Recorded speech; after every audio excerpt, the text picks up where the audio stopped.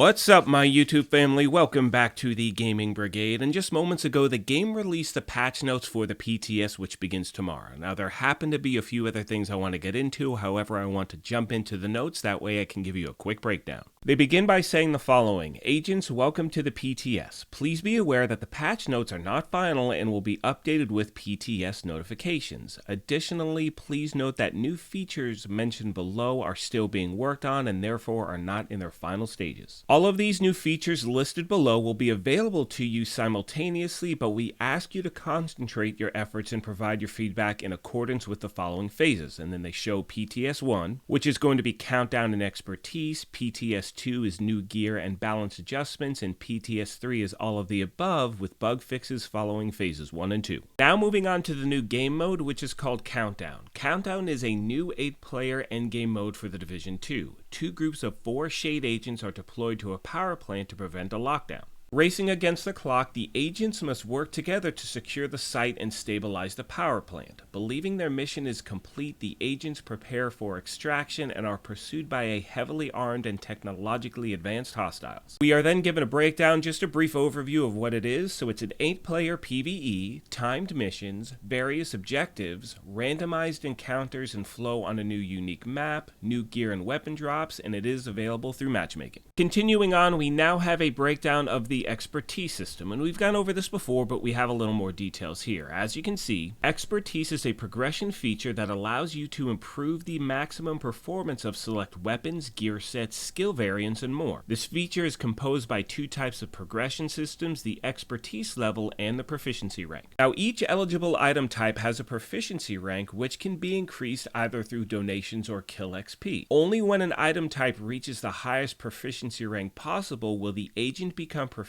with it and be able to increase the grade of the individual items of that type. They go on to mention a few other features of the expertise system, and as always, I'll leave a link to the patch notes in the description down below. I strongly recommend you take a few minutes and check them out yourselves. But in regards to the research categories, they are weapons, gear brands, gear sets, named items, exotics, skill variants, and specialized weapons. So it seems you'll be able to spec into anything you want, my friends. With all that being said, let's get into the good stuff, which is a breakdown of the new gear and weapons. And as you can see here, in regards to named gear, we have the Closer, which is the chest. The talent is Perfect Spotter. It amplifies total weapon and skill damage by 15% to pulsed enemies. Next, we have the Setup, which is a backpack, and the talent is Perfectly Opportunistic. Enemies you hit with shotguns and marksman rifles amplifies the damage they take by 15% from all sources for 5 seconds. Moving on to the new weapons, starting with the new exotics, we have the Dread Edict. Exotic variation of the SVD marksman rifle. The talent is Full Stop. Shooting enemies builds stacks to a cap of 20. Headshots grants 2 stacks. Each stack grants 2% damage and 5% headshot damage. On reload, clear all stacks and gain 5% of your max armor as temporary armor for 10 seconds for each stack removed. Headshot kills with the Dread Edict restore all bullets in the magazine. This does not count as a reload. Next, we have the Catharsis, which is an exotic mask. And just by reading this description, my head is racing in regards to builds. Now, the talent on this is Vicious Cycle, where taking damage builds stacks to a cap of 30. Each stack grants 1% weapon damage. Taking damage at max stacks triggers a purge, removing all stacks and status effects, and then dropping a healing cloud which restores 5% armor for 10 seconds to allies in the cloud. Moving on to the blue screen, which is the exotic variation of the Stoner LMG. It has the talent Disruptor Round. Shooting an enemy marks them and adds a stack to the agent up to a count of 50. Shooting a marked enemy refreshes the mark and adds stacks to the agent. When you deploy a non-shield skill, remove all stacks on agent and all marked targets trigger an effect. As you can see, we are then given a breakdown of what effects you receive depending on how many stacks you have. So as you can see, 1 through 10 stacks, it's going to pulse mark targets for 5 seconds. 11 through 25 is going to pulse and disrupt your targets. 26 through 49 is going to pulse, disrupt, and disorient your marked targets. And at 50 stacks, you're going to have those effects on all enemies within 10 meters of the marked target. So I think it sounds absolutely insane. Now remember, things can change. Obviously, this is phase 1 of the PTS. It may change, by the time this thing launches, but it sounds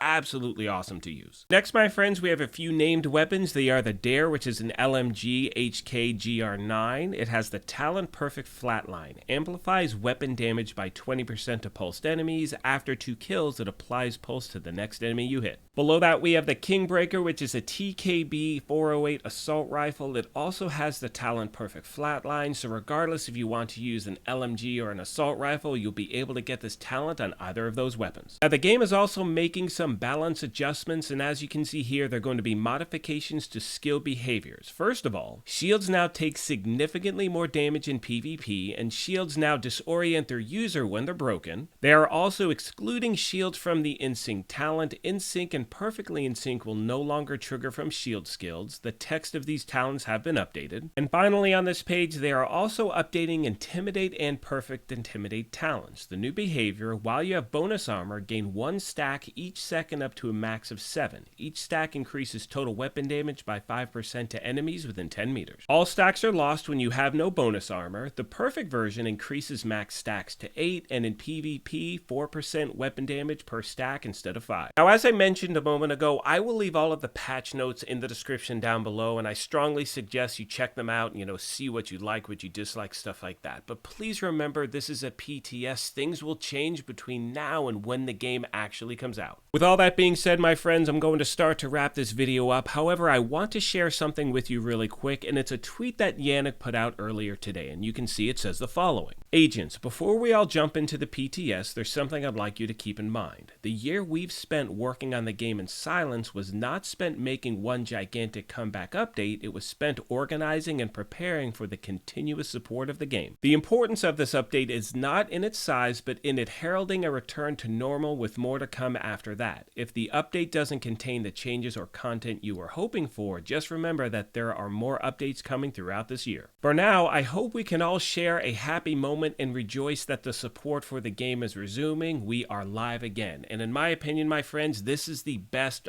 tweet, information, whatever that we've gotten today. And the main reason I wanted to share that tweet with you at the end of the video has to do with the fact that you are going to be seeing so much content between now and when the actual, the new game mode and everything comes out. And in my opinion, take what you want into consideration with the information you're given, but don't make any early determination on the game mode or anything else based on anything you hear from me, from anyone. It doesn't matter. The most important thing is when you have the opportunity, you try it out and then you make your decision. As always, I want to take a moment and thank you all for your amazing continued support of my Division 2 content over the last year when there's been nothing new. You guys have built this channel for me. I'm forever thankful. And as always, if you have any questions, comments, feedback, please let me know in the comment section down below. Many of you have reached out to the channel asking me what is my schedule going to be like with the PTS over the weekend, and I'm going to be bringing you a ton of stuff. Now, I don't have exact times, but I know for tomorrow I'll be putting out at least one video with a breakdown showing you what's going on, as well as a live stream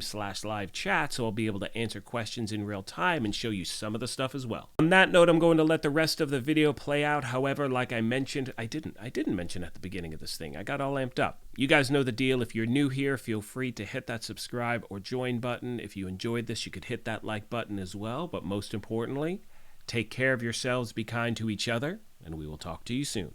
Thanks again, everyone.